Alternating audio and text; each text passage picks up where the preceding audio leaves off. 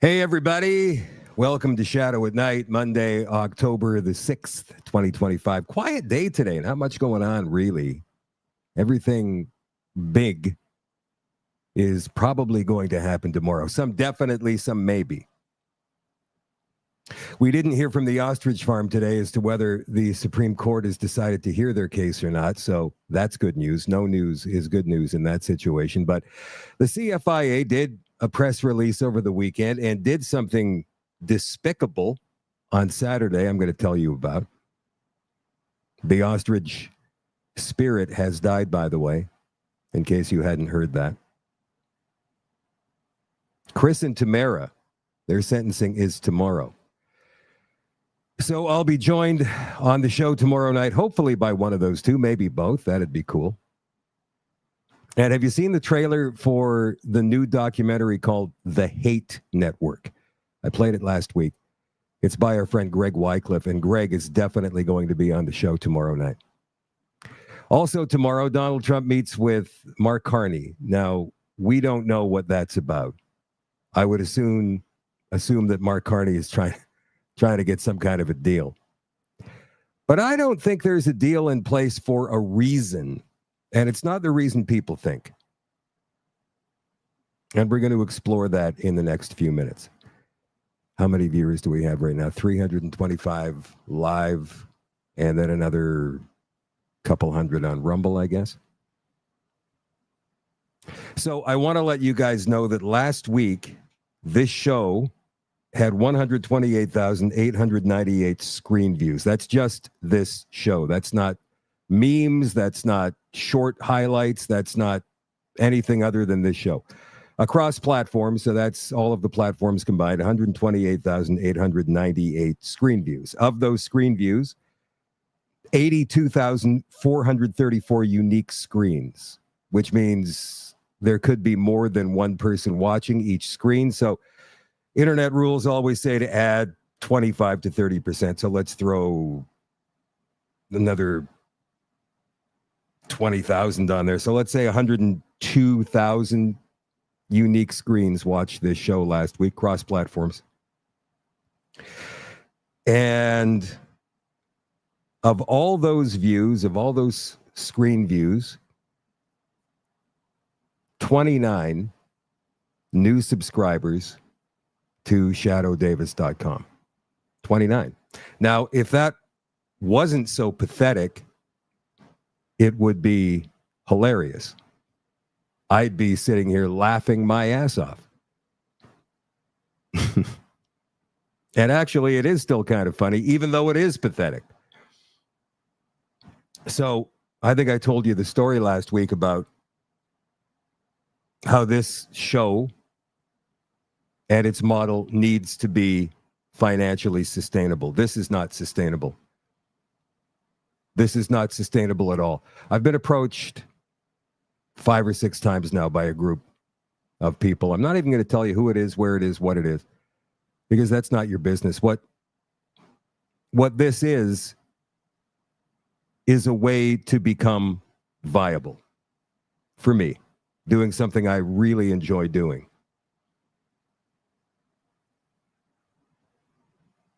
I don't want to leave this show. I don't want to leave this show. I've been doing this. The end of this month will be 5 years. November 1st will be my 5th anniversary of doing this show. And that's something I'm very proud of. But if it's not sustainable for me to keep going, then I'll hang it up at the end of this month. Why am I telling you this now? To give you some preparation time, some warning, so you can get some other shows together, find something else to do with this hour each weeknight. I think I owe that to you. And I told you last week as well, I did not want to put a number on this in terms of how many we need to keep going. It's not about that. It's not about need. It's not about a financial bailout. It's not about that. It's about long-term. It's about viability of this show. Is it worth it for me to keep doing this? With everything that I put into this every single day, I know that there's a lot of people out there that take it for granted. It's free. Why should I pay when I get it for free? Totally understand that. People have said to me, can I send you an e-transfer? I say, this is not charity, man. This is not about that. And again, I appreciate those offers. I do, because I know they come from the heart, from anybody who makes that offer. And I thank you if you have. But that's not what this is about. If you're not already a member, a subscriber at shadowdavis.com, and I'm not talking about the free membership, which I absolutely destroyed today in the back of the website. I just got rid of it. People signing up to be members for free, thinking they're going to get the show for free. No. The reason that I put free in there a couple of years ago is because the person who designed the website said, well, maybe if you give them a free newsletter or something once a week, then you'll kind of reel them in and they'll become subscribers. It hasn't worked like that. The reason is I haven't got time to write a weekly newsletter, and it costs $50 every time I try to do it. I can't afford that, to send out mass emails like that. I know you get it all the time, all these spam emails from the big companies. Well, these are Amazons, Metas, YouTubes. They can afford to do that. Little guys like me, we can't. There's a plan. It's not affordable. So I got rid of that free membership thing. So now the only thing available to you to become a subscriber on the website is the monthly plan or the yearly plan. Pick one. Go ahead and join up. Now, what will happen? I guess I should tell you what my plan is first. So here it is. I really didn't want to do this. I didn't want to put a number on it, but I'm putting a number on it.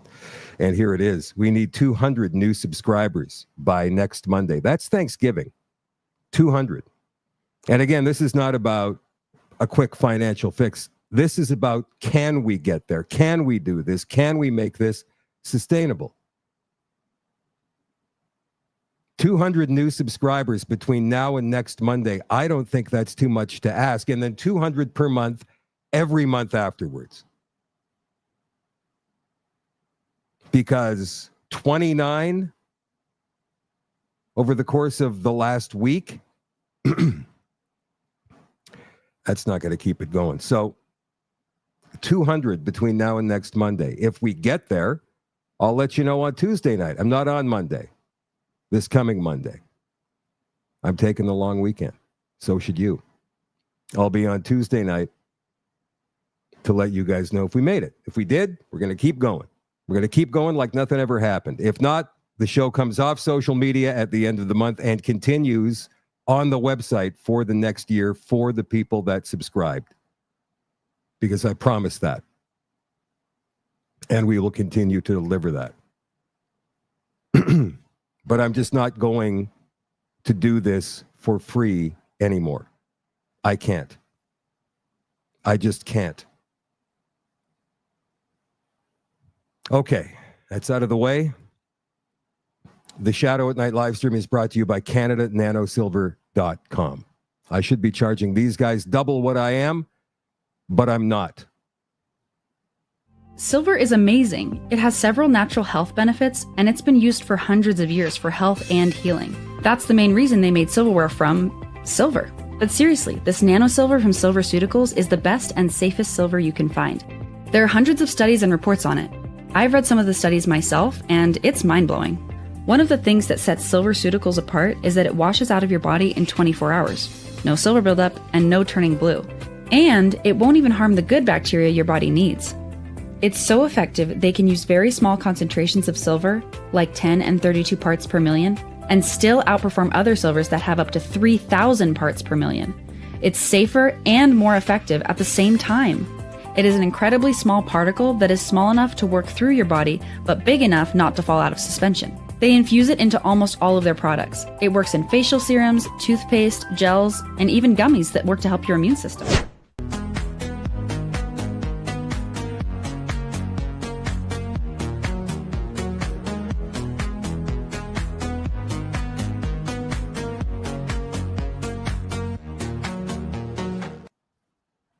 CanadaNanoSilver.com, 204-808-9292. And coming up the weekend after, next weekend, the Regina 2025 Health and Wellness Expo. Guess who'll be there? Canada Nano Silver. That's Viterra International Trade Center, Hall A in Regina, October 18th and 19th. And if you want free passes for that, all you need to do is email info@CanadaNanoSilver.com. Ask Kevin and Anna, hey, can I get passes to the Regina thing? And they'll send them to you. And there you go. You go and see them free of charge. You don't get the product for free, but you get in to the show for free in Regina in a couple of weeks. All right, here's a very special yet short message from a couple of very special people. Hi, everyone. It's Mary and Chris live from Ottawa. Yes. Why are we here? Why are we here? We might be going to jail tomorrow, actually. We're going to do it this way so we don't have to say, we're just waiting for a few people to come on here. Yeah, that's right. Yes. We don't have to wait for a while. We're here. We both did the 3,000 kilometer journey across, and we're here now, and we're waiting to hear our fate tomorrow morning in Ottawa court at 10 o'clock a.m. It's at 10 o'clock tomorrow. And we really just wanted to come on and say thank you so much to all of you for all the support these last few years and being a part of this journey with us. And we'll see what happens tomorrow, I guess. It is what it is. We've been on this path for the last few years. We're here joined with our family and our spouses, so we're just off camera watching right now, probably smiling and snickering. They won't join us on this, but hey, we're here, and we're all here because of people like you standing behind us, so it is what it is. Thank you so much for the support, Canada. We couldn't have got this far without you, so thank you. We're here, and we're here till the end, so regardless of what happens tomorrow, everybody, keep your composure. Peace is still eye on the prize. Eye on the prize. Eye on the prize. Thanks, everyone. Love you. Love you.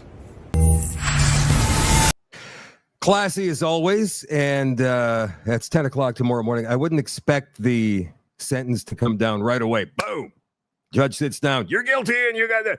I don't think that's going to happen. What I think is going to happen is the judge will explain why she is sentencing these two to what she sentences them to, and then she'll tell us what it is. Maybe a half an hour later. It couldn't hurt to tune in at 10 o'clock. Now, it's tuning in. When I say tune in, what I mean is follow Right Blend. Follow Daisy on X, because it's not televised. It's not internetized. You're going to have to find somebody who's covering it. Rebel News probably will be covering it as well.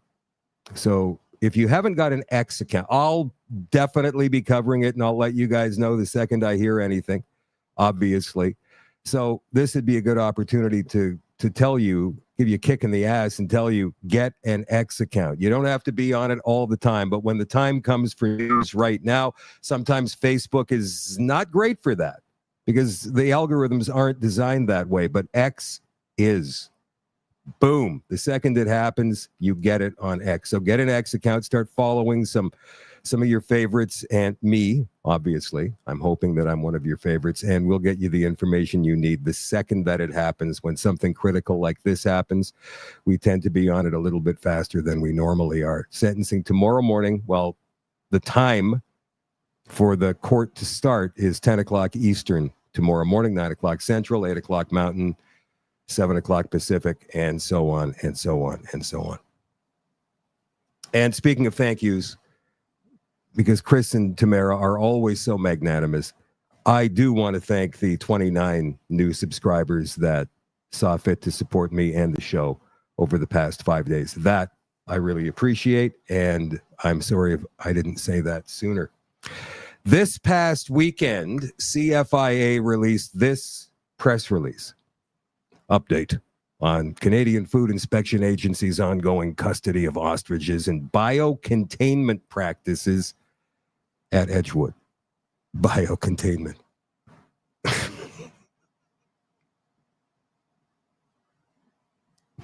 That's one of the funniest things. And it's all on video. You guys will see. If you haven't already, you guys will see. So Saturday, this came out. As ordered by the Supreme Court of Canada, the Canadian Food Inspection Agency continues to have custody of the birds at the British Columbia Ostrich Farm. The CFIA has respected and will continue to respect all orders and decisions of the courts throughout the legal process. On September 24th, the SEC ordered that the CFIA maintain custody of the birds that, well, I wouldn't say the court ordered it. They probably allowed for it, which is different. But anyway, the CFIA does maintain custody of the birds that are subject to the notice of disposal. Universal Ostrich Farms are the applicant, shall not interfere with the respondent's custody of the birds pending the decision on the stay motion and the application for leave to appeal. The SEC did not order the CFIA to stop any other preparations or operations at the ostrich farm. Probably should have. Ongoing veterinary oversight. Now, we understand there was an independent veterinarian in the pens today checking out the ostriches. All witnesses say the ostriches, since CFIA has seized custody of the birds, are not looking good. So hopefully the family will get some kind of word as to what's going on out there right now with the birds and what they're being fed. The CFIA had been administering medication and electrolyte fluids consistent with the therapy regime provided by that's not true again. We have heard reports from the owners themselves that state that that has not been the case. As a matter of fact, on the first day the CFIA had custody, the birds, some of them, went without getting fed for well over a day. So they're lying, complete lie already. And that's the second one in this press release. As they say, they're administering medication and electrolyte fluids consistent with the therapy regime provided by the owners to one compromised bird with a chronic pre-existing condition that happened when drones were flying overhead of the ostrich pens. Ostriches were spooked. This one, Spirit, ran into a fence, screwed up her legs, died a few days later. This was not a pre-existing condition. This was a condition caused by CFIA and the RCMP who were still on site at the farm. Based on CFIA veterinarian's assessment and information provided by the owners, the bird had a previous injury, pre-existing condition that was for some time. What you see, they're vague. What is some time? 2 days, 2 weeks? No. Katie has said explicitly what this bird's condition was. Unfortunately, the health of the bird significantly declined in the last 48 hours. It died on October the 4th. Biocontainment and the use of personal protective equipment. CFIA inspectors, RCMP members, and third-party contractors, these are the killers, by the way, the third-party contractors, are not required to wear personal protective equipment while on the ostrich farm property unless they're entering designated hot zones related to the quarantine. Designated hot zones. What are those? Anything behind the yellow tape? And how did you come up with that? The same way Fauci came up with the 6-foot rule, I'm sure. You pulled it out of your ass. This is nothing but a bunch of gobbledygook, this whole thing here. Any individuals entering the designated hot zones have worn PPE or have been thoroughly disinfected upon exit. That's not true. All equipment is also disinfected when leaving designated zones. We don't know if that's true or not. I would say probably not. The public may see CFIA inspectors or contractors working in coveralls or regular clothes on the premises. You see, now they're covering their ass. In those situations, they're working outside of the designated zones. This is consistent with good biosecurity practices. These people are so full of shit. Now listen to this next part. As the farm remains under CFIA control, individuals are reminded that subsection 35(1) of the Health of Animals Act makes it an offense to obstruct or hinder an analyst, inspector, or officer who is performing duties or functions under this act or the regulations. Any such actions may result in enforcement measures or prosecution. Now, how is anybody going to get close to these clowns with all those RCMP around there? And nobody has tried. But they're trying to make it sound like they have. Transport Canada has published a notice pursuant to Section 5.1 Aeronautics Act that the airspace above the ostrich farm location is restricted. The restriction includes remotely piloted aircraft systems, drones, aircraft. Offenses under the Aeronautics Act may result in administrative monetary penalties, fines, or imprisonment. And here's the restricted airspace right here. From Table Salt on X, Transport Canada has restricted the airspace, red circle right there. So this is the Arrow Lake. Edgewood is here. Farm is here. And all of this area is restricted airspace because somehow they got in Transport Canada's ear. Can you believe that? So now flying a drone over their own property makes them criminals. Mark Carney hopes to find relief for Canada's steel and aluminum sectors during a meeting with Donald Trump in Washington tomorrow, according to a government source. I don't think that's what this is about, at least as far as Trump is concerned. This trip marks Carney's second visit to Washington since being elected in April, during which, how many times has he been to Europe and Great Britain since then? 4, 5, 6? Second time to Washington. During which time tariffs on steel, aluminum, and lumber have climbed significantly. Obviously, there are political risks associated with going to the White House. President Zelensky, among others, can testify to that. Remember what happened to Zelensky? Eric Miller said that. He's a Washington-based U.S.-Canada policy expert and president of Rito Potomac Strategy Group. From his point of view, it's better to take the risk of political failure and go to Washington and meet with Trump rather than sit in Ottawa and hope that something comes to him. Carney has been coy about his relationship with Trump. Last month, he told Parliament that Trump is a modern man and the two speak regularly and send each other texts. Yeah. They're real buddies, I'm sure. Yeah, they're talking about Agenda 2030 all the time. Oh, hey, where are you at on that overpopulation thing and the migrants? I doubt it. I don't think these two have much in common.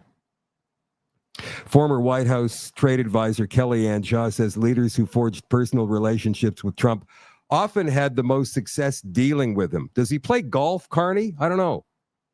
That would be a good way. But you got to know the game, because there's golfers and then there's guys who play golf and they communicate on different levels. Still, she warns the upcoming talks between Carney and Trump are likely to be challenging. In order for Canada to see reductions in some of these steel and aluminum tariffs, I think a much broader deal is going to have to be struck that involves trade issues, national security issues, and other. These are some of the toughest issues that we would have expected to see play out in the USMCA or CUSMA review process, but are likely to get ironed out much in advance of that. Carney has faced some pressure at home to get a deal done, but recent polling largely shows Canadians understand dealing with Trump can be complex. Yeah. We get it. It's tough to deal with Trump, so we still love you. Elbows up. Right. His approval rating has dropped about 6 points in the last couple of months. That's not insignificant. Pierre Poilievre has largely focused his recent criticism of Carney on domestic issues, only highlighting the downstream impacts of tariffs like affordability challenges and investment losses. So before I get to why I think they're meeting, and by the way, it's been speculated that they could be discussing the ostrich situation. They could be discussing it. You know that this was in the ear of RFK Jr., right? And RFK Jr. is in the ear of Donald Trump, health secretary, for goodness sakes, Health and Human Services. So yeah, it's quite possible Trump might sit down with Carney and say, so what are you doing about these ostriches? And Carney might say, ostriches? You mean the birds with the long necks? Yeah, the ones in BC. I don't know what you're talking about. Look, Mark, get your agency off their back. You know as well as I do. You know, this is possible. It's possible. But I've got another theory as well as to what this meeting is going to be about. But before we get to that, Bill C-8 and Bill C-9 both have reached second reading already. And for those of you that don't know how our parliamentary system works when it comes to turning a bill into a law, we're going to get to that in a second. And if you don't know, there's nothing to be ashamed of. It's just one of those things. But remember the old Schoolhouse Rock? I'm just a bill and I'm sitting here on Capitol Hill. Same kind of idea in Canada. Anyway, Bill C-8, according to the Canadian Constitution Foundation, would allow whatever minister is in charge, to secretly cut off phone, internet service, any telecommunication, warns the CCF. It's the cybersecurity bill. This would allow the Minister of Industry to secretly order telecommunication service providers like TELUS, Bell, and Rogers to stop providing services to individual Canadians. The minister would be allowed to make such an order if she has or he has reasonable grounds to believe that it's necessary to do so to secure the Canadian telecommunication system against any threat, including that of interference, manipulation, disruption, or degradation, whatever that means. An individual who does not comply, including by failing to keep the order secret, could face fines of up to $25,000 for the first contravention and $50,000 for subsequent contraventions. Businesses could face fines of up to $10 million for the first contravention and up to $15 million for subsequent contraventions. Seriously. Now, this is wholly unconstitutional, but what does that mean in Canada anymore? Here's one of our favorite conservative MPs from, I think, Kitchener South is his writing, Matt Strauss. There was an edited version of this flying around online today, but I chose to give you guys the full 7 minutes because I think that it's very impactful. So here you go. Mr. Speaker, when I read this bill for the first time, my jaw hit the floor. As I had previously discussed in this House, my motivation for signing up to become a politician was the violation of basic charter rights that the Liberals perpetrated in the last Parliament. And even with that background in mind, I had hoped that they perhaps had been chastened and they would not try so hard to claim onto themselves powers explicitly forbidden by our Constitution in this Parliament. But I was wrong. And before I start talking about this bill today, let me just say, Mr. Speaker, it has been shocking to listen to Liberals claim to defend charter rights when they themselves violated Section 2 and Section 8 of our Charter when they imposed the Emergencies Act, and that was determined by Justice Mosley of the Federal Court. All the Liberal members in the last Parliament voted to do that, and I do not want to hear any more about defending charter rights from any such member who has not apologized for that violation. Now on to the present bill. I am concerned, as I say, by the following sections. 15.1 and 15.2 give the minister the unprecedented, incredible power to kick any private Canadian citizen off the internet, to cut off their phone line, to turn off their cell phone. That is the plain language summary, but I will quote now the bill in its legalese. If there is reasonable grounds to believe that it is necessary to do so to secure the Canadian telecommunication system against any threat, the minister may prohibit a telecommunication service provider from providing any service to the specified person. Now, perhaps this might make sense to do in an extreme circumstance if a person is trying to cause our satellites to crash or to jam military radar. But this section does not use language about extreme threats of physical damage or threats to national security. It says any threat. And as far as I can tell, given the Liberals' incautious and bombastic use of terms like misinformation, that being any information they don't like, or existential threat, for instance, the member from Milton called the leader of my party an existential threat to our democracy, which is, of course, bananas. So given their incautious and bombastic use of these phrases, it seems to me that the industry minister could deem any speech she doesn't like any threat, and then kick that person off the internet. This section reaches Chinese Communist Party levels of government overreach, and they should be ashamed of themselves. The bill gets worse, it does not get better, Mr. Speaker. 15.2 Clause 5 gives the minister the ability to make her decision to kick someone off the internet. Secret. So imagine that. You've annoyed the Liberal Party overlords, and they've decided to kick you off the internet and cut your phone line. You can't tell anyone that you've been cut off. I have no idea how this could even possibly be enforced. But imagine being put effectively in a digital gulag, unable to use the phone or the internet or your online banking, and if you tell anyone that this happened, you could go to physical jail. I do not doubt that the Liberals will stand and say that I'm being somehow outlandish in my interpretation of this. I am not. It is there in black and white. Let me quote it for them. It seems like they haven't read it. 15.2 Clause 5. An order made under subsection 1 or 2 may include a provision prohibiting the disclosure of its existence or some or all of its contents by any person. And if you aren't inclined to believe me, please just Google it. Bill C-8, Canadian Constitution Foundation. There you will find their October 1st, 2025 publication where their expert lawyers corroborate my concerns. Mr. Speaker, I am sorry to say the bill continues to get worse. It does not get better. Section 15.4 says the minister may require any person to provide within any time any information that would help her make a decision under 15.1 or 15.2.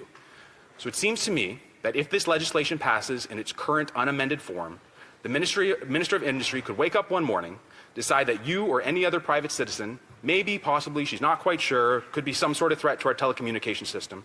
With no warrant, no trial, no automatic judicial review, she could compel Rogers or TELUS to give her that citizen's address book or their internet search history or their browser history. This is unreasonable and it is shocking. This is the Liberal Party under their new Prime Minister. Meet the new boss, same as the old boss. In my first speech to this House, I beseeched the new Prime Minister to discard this darkness and turn towards the light. By reintroducing this Trudeau legislation, he has failed to make the turn. Mr. Speaker, it is not just me raising these concerns. They tried to ram this bill through the last Parliament. Multiple civil society groups wrote an open letter to former Minister Marco Mendocino alerting him to these problems. Signatories to that letter include the Canadian Civil Liberties Association, the Canadian Constitution Foundation, the International Civil Liberties Monitoring Group, la Ligue des droits et libertés, Open Media, the Privacy and Access Council of Canada. Here is a quote from that letter. Bill C-26 grants the government sweeping new powers not only over vast swaths of the Canadian economy, but also to intrude on the private lives of Canadians. Here is another quote. Time and again, we've seen federal governments try to grant themselves the power to intrude on our private lives in the name of security. And time and again, people in Canada have had to come together to push back. They go on to say that the bill lacks guardrails to constrain abuse, permits unknowable orders to trump public regulation, authorizes the use of secret evidence in court, grants powers without accountability, and lacks justification. That is, it doesn't even fix the cybersecurity problems it purports to solve. Do the Liberals believe that creeping authoritarianism worldwide and on this continent is a problem, or do they not? And if they do, why have they written a bill with such authoritarian provisions? Why have they failed entirely to take the advice of these civil liberty groups? Mr. Speaker, once again, this bill will go to committee. Once again, Conservatives will be called upon to do the Liberals' homework and repair this deeply, deeply flawed bill. The offending provisions that I have described do not make us any safer, Mr. Speaker. The industry minister turning off a private Canadian citizen's cell phone does nothing to stop hackers in Russia, China, and Iran from wreaking havoc on our telecommunications infrastructure. They can't fix the problem because they don't understand the problem. They don't even understand where the problem is coming from. And in the relatively uncommon situation where the threat is indeed coming from a private Canadian citizen in his mother's basement, why would you cut off his Rogers account? Get a warrant, arrest him, have a trial in open court, and put him in jail. It is the Conservatives who care about and understand cybersecurity, Mr. Speaker. Those with even a passing familiarity of the day's news will recall that Conservatives called to ban Huawei from our 5G networks for 3 years before they on the opposite side deigned to take that threat seriously. We will salvage what is good out of this bill, and we're happy to do that work for the good of Canadians. But this cleanup job should not be necessary. If the Liberals would merely live up to their apparently insincere reverence for our charter rights, we wouldn't even need to have this conversation. Thank you, Mr. Speaker. Matt Strauss, second awesome speech in the House of Commons. And he's absolutely right. These Liberals, we stand by the Charter of Rights and Freedoms. And then they write a bill like that? That's outrageous. And that could happen to anybody at any time. Now, of course, there's people out there, even if they've heard about this, and you know what low information people we have in Canada. If they've even heard about this, they might say something like, well, why should anybody be worried? I've got nothing to hide. I've done nothing wrong. I can go ahead and look through my phone. That's not what this is. And by the way, I would not allow anybody to look through my phone under any circumstances ever, simply because of the point of the matter. Not that I'm hiding something. But they can do this without even telling you. And then you find out later and you can't tell anybody. And if you do, you're risking a penalty of years in jail and a $25,000 fine for a first offense. That's absolutely ludicrous. Of course, it is against the Canadian Charter of Rights and Freedoms. And they know that. But they're doing it anyway. And then there's C-9, the hate speech bill. And again, remember, both C-8 and C-9 are at stage 2. Reading number 2 of the bill into law process. Here's Leslie Lewis. Beginning with my first objection to Bill C-9, I find it quite perplexing that Christian hate was not even mentioned in the bill. In recent years, we have seen alarming hate-motivated attacks, including burning and vandalism of churches across Canada. Just last week, a century-old Ukrainian Orthodox church in Edmonton was burned to the ground. As we witness the record number of sacred spaces being destroyed, Christians have noticed the government's silence. Congregations have been left in fear, and people of faith feeling abandoned by their government's lack of enforcement of existing laws. In this context, it is shocking that a bill about combating hate is completely silent on the rise of Christian hate. The government's press release mentions anti-Semitism, Islamophobia, homophobia, and transphobia, yet it makes no mention of the rise of hate crimes towards Christians. This bill does not add new protections for worshipers. Instead, it expands state powers by removing the legal safeguards and watering down the definition of hate speech. It paves the path towards politicizing restrictions on speech. It even risks criminalizing dissent to what some would call thought crimes. We must exercise caution. Once such powers are granted to the government, they can be weaponized by any government against its critics.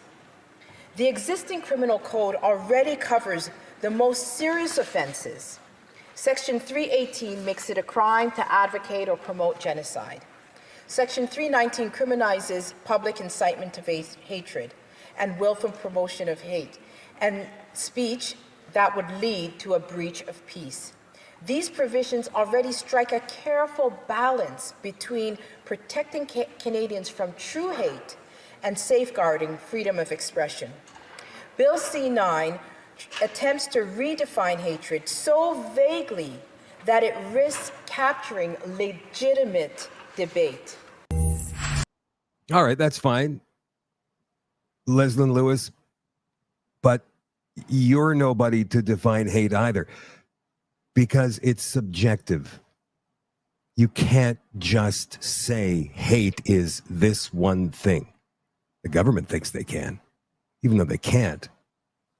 Look what happened in committee last week when a couple of CRTC members got questioned about hate by a couple of conservative MPs. What's your definition of hate? Because we, as Vicky was just explaining, we don't manage those complaints directly. We do not have a definition of hate that we apply. And if there is a separate case brought to us, we treat each case on its merits. Thank you. So you have no definition of hate speech? Because you can't have a definition of hate speech. Hate is a subjective feeling. I hate this. Do you really? Well, no, I don't. You know what I mean. My grandfather taught me when I was very young. Careful with that word, son. It's very strong. Hate. Dislike is one thing. Hate is another. And for somebody else to tell you, or anybody else for that matter, that you're spreading hate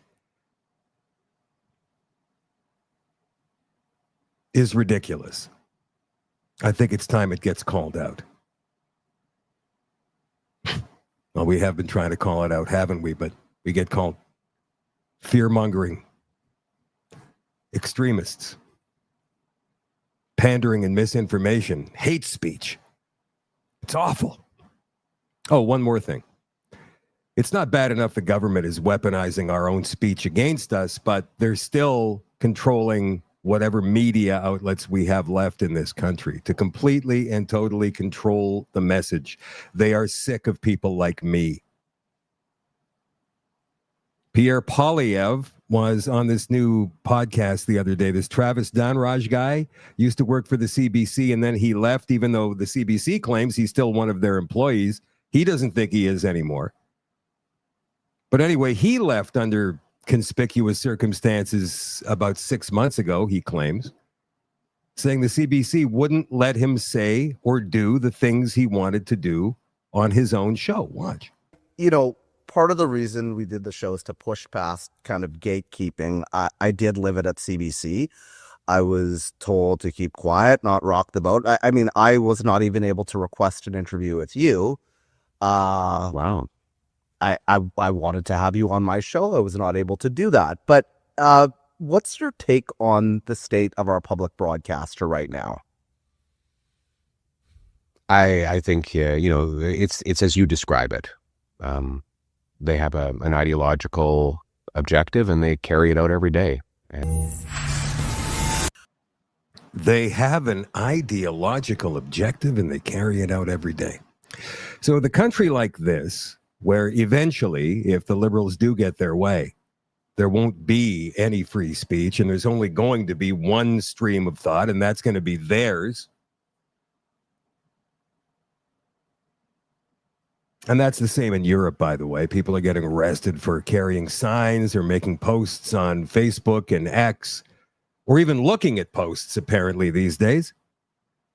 Donald Trump doesn't like that. J.D. Vance doesn't like that. The Trump administration, the entire White House, the entire government down there does not like that. And some people are saying that's the reason that they haven't got a deal, the U.S. and the EU yet. Because the EU is pushing these same totalitarian, authoritarian measures, these same censorship measures that Mark Carney is pushing here. So we go to techpolicy.press for this story. How U.S. officials are pressuring Europe over its platform regulations. Now, this article was updated at the end of August. In recent months, top Republicans in Washington have banded together with U.S. tech industry leaders to mount an escalating pressure campaign against the European Union's landmark platform regulations, claiming they're tantamount to foreign censorship. Well, they are. Anybody can see it. The broadside is spanned across trade negotiations, diplomatic overtures, and congressional investigations, and at the moment shows no signs of letting down, particularly as European regulators set their sights on allies to U.S. President Donald Trump like Elon Musk.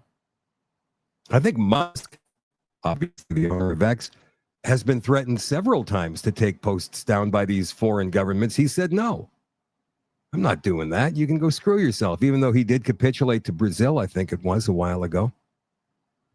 The standoff pits some of the world's most powerful companies, coupled with the backing of the U.S. government, against sweeping EU rules widely hailed as the most significant global attempt to grapple with online harms, known as the Digital Services Act, the DSA, which is nothing more than censorship, the same thing that Carney is trying here.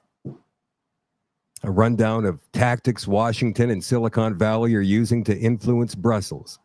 Since taking office, the Trump administration has repeatedly called on European leaders to soften or drop enforcement of the DSA in their negotiations over Trump's proposed tariffs. In a post on Truth Social last month or 2 months ago even, Donald Trump criticized digital taxes and related regulations, claiming they unfairly target American tech companies. Digital taxes, digital service legislation, digital markets, all designed to harm or discriminate against American technology, he wrote, warning of subsequent additional tariffs if such measures aren't removed. And remember that big, huge free speech conversation that J.D. Vance had with all of those big leaders in the EU not so long ago, that they actually cried physical tears over. And not because they felt bad they were doing it and came to their senses, but because they got scolded by J.D. Vance. And they know they're doing wrong, but they're doing it anyway. Part of the agenda. So is it possible that the reason Mark Carney has not got a deal with Donald Trump yet, and he needs one badly, is because of these authoritarian regulations he's trying to impose on his own people? And if so, will he capitulate and gut these bills before they become law? Or will he be stubborn, stick to his guns, and not get a deal with Trump?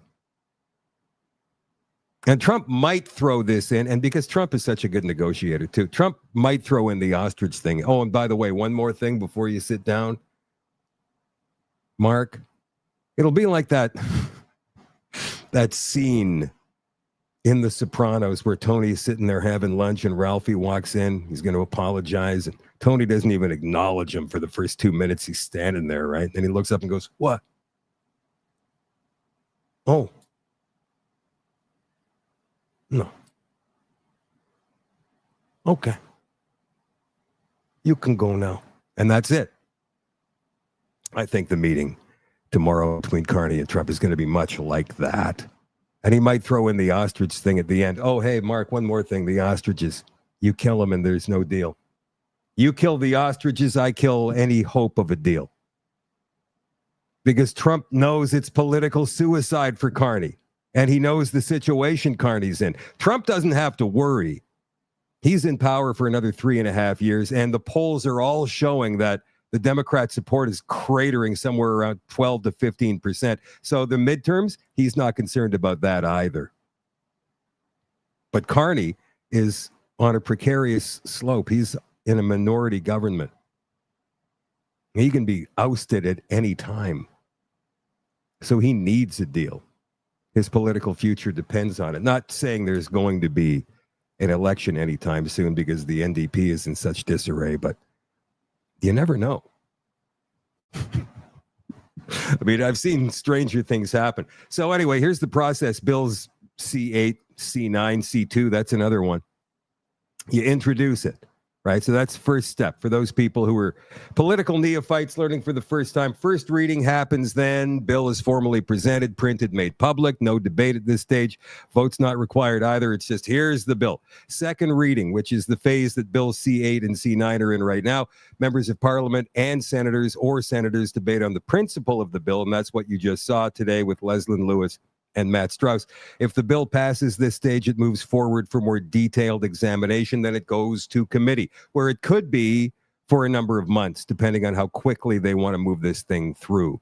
Parliamentary committee studies the bill in depth, and there's only 2 parties on the committees, I believe, maybe one from the Bloc. So the Liberals will have the slight majority on any committee, and the Bloc will be the deciding vote. Parliamentary committee studies the bill in depth. They may hear from witnesses, discuss proposed changes like they're doing right now. Even though committee phase hasn't really officially started yet, and they go to the report stage, so the committee reports back to the House any proposed amendments. And then third reading, with the amendments included or not, is given its final debate, which they can really ram through. And if they do, then it goes to the Senate for approval. And obviously, any Liberal bill that goes to the Senate will get approved. Then it goes to royal assent and finally proclamation. And then it becomes law. And there it is. Bob's your uncle. You have a new censorship law in place. And then, because our friend John Carpay from JCCF last week was on, and he said, you know, both those bills, C-8 and C-9, are so brutal. Usually you have to wait for a case, somebody to be arrested or fined under these new laws. But in this case, you could just go ahead and challenge them because they are blatantly non-constitutional. Awful. The Conservatives did introduce a new bill or a new motion for a bill in the House today. It was jail, not bail. And the vote was one of those standing votes, yay or nay. The Liberals, the NDP, and the Bloc all voted against the Conservatives' bail reform push. Sometimes I wonder about the Bloc. I don't know what the hell's going on with the Bloc. Sometimes I like that, what's his name, Duclos? It's not Duclos, is it? Jean-Francois? I always think about the older guy, Duceppe, but he's not the leader anymore. Then Jean-Claude Van Damme, I can't remember. Story from the National Post. The NDP, not really a party anymore either, at least not federally speaking. They're not official party status. They have 7 seats. NDP blasts Engler for misleading media about the leadership race status. What? The NDP says that Montreal-based activist Yves Engler is misleading party supporters in the media by running an unsanctioned leadership campaign and soliciting donations from Canadians. What? So I guess this guy couldn't get his leadership papers in because maybe he couldn't get less than 50% white straight men to sign it, because that was their condition. Eric Hebert-Daly, who's the NDP's chief electoral officer for the leadership race, said they've got some unsanctioned guy running for the leadership. So the NDP's chief electoral officer for the leadership race said he had serious concerns about how this Engler character had been conveying the status of his campaign to members of the press. It's recently come to my attention that Mr. Yves Engler has been sharing with the media that he has not yet been approved by the Leadership Review Committee to stand as an official leadership candidate. I'd like to clarify that we're not in receipt of an application from Mr. Engler, and as such, he has no current standing within the leadership contest. Heather McPherson is the only one who's declared so far, I think. While we have not been sharing the status of candidacy to date in order to respect privacy and confidentiality, it's not acceptable to be misleading about his approval status. Some guy saying he's going to run. He has no intent. This is funny. This is truly funny. He added that to avoid confusion, Engler and others testing the water for a leadership run have been strongly advised to wait for approval officially before accepting campaign contributions or making any public pronouncements. Hebert-Daly said that taking contributions before receiving approval was against the leadership race rules, which require all donations to be processed through the party. Nanos says the majority of Canadians support Canada's decision to recognize Palestine as a state. What? Yeah. According to this poll, 47% of Canadians support the government's decision, while another 18% said they somewhat support it. In contrast, so wait a minute, that's like 65% of Canadians saying, yeah, sure, Palestine should be a state. Yeah. Remember I told you guys last week about Impact Canada, and I've told you about them before as well. They're the Canadian Nudge team. I believe they have every single pollster in this country in their pocket. And that's an office that runs out of the Privy Council of Canada. In contrast, about 1 in 5 respondents opposed the move, and a small portion, 6%, said they somewhat oppose it. Roughly 1 in 10 were unsure. I think more than 1 in 10 were unsure. That is definitely an issue that is not high on any Canadian's list. That's a dead giveaway right there. Okay, now this is very interesting, because when I first saw this headline today, I went, whoa. A First Nations dude actually coming out and saying we must face the truth? What? I was a little disappointed when I read the story. FSIN Vice Chief breaks ranks and calls for transparency. I got even more excited after reading the rest of the headline. What? Really? They're going to admit it? I can't tell if this is a man posing as a woman. But that's Craig McCallum. Maybe it's just I don't know. Looks like a man trying to be a woman, doesn't it? Maybe it's just the angle. I don't know. A vice chief with the Federation of Sovereign Indigenous Nations says he cannot in good conscience stand behind members of the FSIN executive who deny or deflect a forensic audit that says more than $34 million of the organization's spending between April 2019 and March of 2024 was questionable, unsupported, or ineligible. You see, I thought he was going to say that he could not stand behind a report that says there are bodies found in the ground at a former residential school in Kamloops, 215 of them. But he didn't.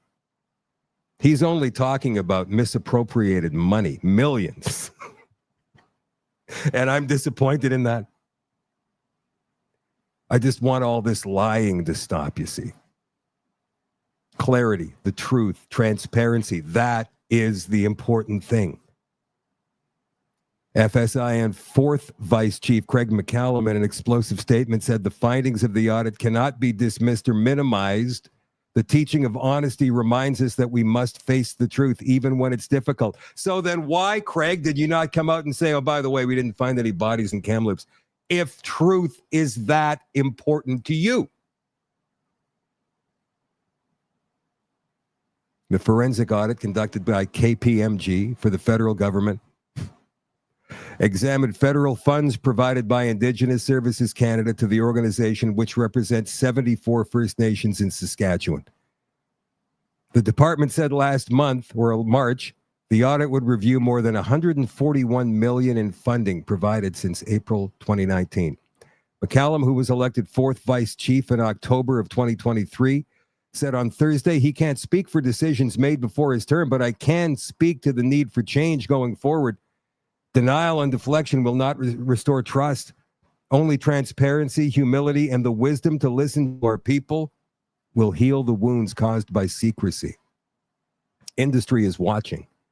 Canada is watching. And most importantly, our people are watching. I like this man. It sounds like he's a man of integrity.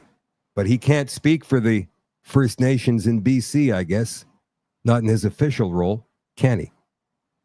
I wonder what he would say privately. Alberta has cracked down on unsafe trucking schools and carriers because they're turning out people that can't drive trucks. Alberta is stepping up enforcement to improve safety across the trucking industry, targeting unsafe driver training schools, misclassified drivers, and reckless carriers. The province has ordered the closure of 5 driver training schools. And these are all Indian temporary workers, right? Or new migrants to Canada from India and Pakistan. They've taken over the trucking industry. Alberta's trying to put a stop to that, it seems like. So the province has ordered the closure of 5 driver training schools, 39 disciplinary letters imposed more than $100,000 in administrative penalties, revoked 12 instructor licenses, and sent warning letters to 4 driver examiners. 13 commercial trucking companies have also been removed from Alberta's roads for unsafe equipment, poor on-road performance, or failure to meet safety standards. 7 were identified as chameleon carriers that attempt to evade regulatory oversight by changing names or relocating operations. Alberta, wow.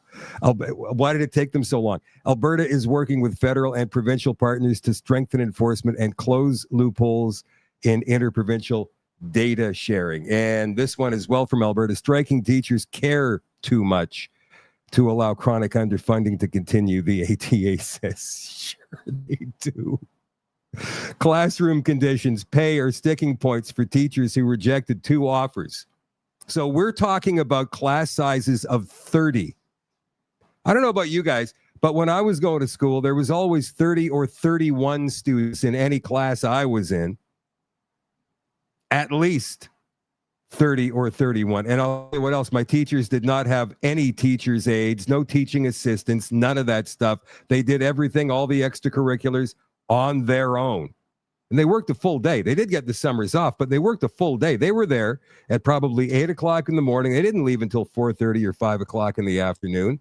A lot of those guys. Teachers today are soft. They also got offered in those 2 contracts salaries over 6 figures. And they're saying no. Why? There's over 50,000 of these teachers who are saying no. Why? Because they're trying to make the Conservatives look bad. They know a teacher strike is going to piss off all of the parents in Alberta. And they're going to blame Danielle Smith for taking away their daycare. The NDP knows this, and all the labor unions know this, and they're thinking, well, it's not going to be too much longer now. So what the UCP needs to do right now, at this moment in time, is to step up and say, we made these offers. They said no. this is not on us. They've tried, but they're not loud enough. They might have to buy some airtime. They may have to buy some commercials to let the people of Alberta know exactly what was in those 2 offers that the teachers have turned down. So this is truly going to be a game of attrition. Will these teachers be able to withstand it? Or will Smith feel the heat first? It's all very interesting, isn't it? Now here's, we're coming down to the end here. What's going on in the States is really weird right now, with Donald Trump sending the National Guard of different states into other states all across the country, because the governors of the states that need the National Guard won't send in the National Guard because Antifa is running amok in their streets, right? And they're harassing and assaulting ICE agents. And so the ICE agents need protection, National Guard. But guys like Pritzker in Michigan and that woman/man in Oregon, they don't want to act. And of course, we know what's his name in California, Newsom, is not going to do anything either. So Trump wanted to send the National Guard of California up to Oregon, to Portland, to deal with all these Antifas. But a federal judge temporarily blocked Trump from doing so. And Trump is doing it anyway. So as the California National Guard moves in on Portland and all these Antifas, you're not even going to believe this. Portland police are briefing the Antifa members on how to handle the National Guard. I'm not even kidding you. Portland police officers have been caught on tape telling Antifa how to deal, what strategies that the National Guard will employ when they arrive. Watch this. Okay. All right. Okay, you don't want to listen. So the judge granted the TRO. Hey, I'm the one who got stabbed in 2020 by you guys. So who gets stabbed? You ain't got the balls to do it, though. That's a death threat. You ain't got the balls to do it. That's a death threat. You ain't got the balls to do it, so keep yapping your mouth like a That's a death threat. Why don't you go arrest me? It's harder for the judge. You arrest me for protesting in the street. We have a good reason why we actually need them. So that's why we're asking people to get out of the street. Is it illegal to get out of the street? They could arrest you, but we're asking you guys voluntarily, let's just get on the sidewalks. Because if a car comes through and hits somebody, it's a better way for the government to say we need defense. And we do definitely need the feds. We definitely need the feds in here. Because your mayor is terrible. It's giving you terrible orders. You guys should be able to work with ICE. You should be able to work with ICE. Antifa's been declared a terrorist organization by the Trump administration. So by advising them of the strategies of the National Guard, would that not be a crime? And these police officers then would be committing crimes on tape for the world to see? It's like the governors of these blue states down there, these Democratic states, do not want to enforce the laws that have been on the books there forever, keeping society civil. They think they can just pick and choose which laws they want to follow. That's the problem. They're also whining and crying about Donald Trump weaponizing the justice system without acknowledging what they did to him and Trump's entire family for the past 8 years. And anybody associated with him. Just making shit up, left, right, and center. If you are joining as a subscriber, the shadowdavis.com website tonight, don't forget to sign up for the Telegram group as well. I would love to see you in there. It's the Shadow at Night community on Telegram. Join Telegram, first of all. You need to have an account, right? So you get yourself an account on Telegram. It's not that hard. It's like signing up for any other social media. And once you're on there, you go to the search bar, Shadow at Night Community. It'll come up. And then you click on it and you join it. And we'll see you there after the show for the extension tonight. The extension is, what is in the extension? Greta Thunberg? Oh, no. It's how Alex Jones predicted this migration crisis all the way back in 2017 and what's happening with it today. It's actually quite fascinating. Last thing tonight, Greta Thunberg. You remember her, Greta? Greta Thunberg lands in Greece among expelled Gaza flotilla activists. They expelled her. Oof. Swedish activist Greta Thunberg landed in Greece today alongside scores of fellow campaigners expelled from Israel after trying to ship aid to Gaza. The 22-year-old climate campaigner, well, not anymore, now she's all about Palestinians, was one of hundreds of people who had boarded a flotilla that tried to break through an Israeli blockade of the war-stricken country. You, how dare you? How dare you? I had to. And that's all I have for you guys tonight. I hope you enjoyed the show. I certainly hope you become a subscriber at shadowdavis.com. We're going to need 200 new ones by this time next week. If we don't get there, I'll let you know next Tuesday night. If we do, I'll let you know next Tuesday night. But if we get to 200, that assures me or makes me feel like, wow, okay, this is sustainable. We can keep this going as long as we get 200 per month after that. If we can't, then this show will be signing off at the end of this month on social media and continuing on the website for at least a year, because that's the promise I have made to subscribers. So I would hate to have to shut it down, but at the same time, I cannot do this for free any longer. So sign up or not, shadowdavis.com, and we'll see you in another couple of minutes for the extension. And for the rest of you, I love you all and I appreciate you all, and I will catch you tomorrow night at 8 o'clock. Tomorrow night, our guest is Greg Wycliffe. Hopefully we will try and get Chris Barber and Tamara Leach on the show after their sentencing, which is tomorrow as well. Keep you up to date on the Ostrich Farm, because that Supreme Court decision could be coming down at any time. You guys have a great sleep and a great day tomorrow. And I will talk to you again tomorrow night at 8 o'clock. And the extension is coming up next. Shadow at Night live stream brought to you as always by CanadaNanoSilver.com.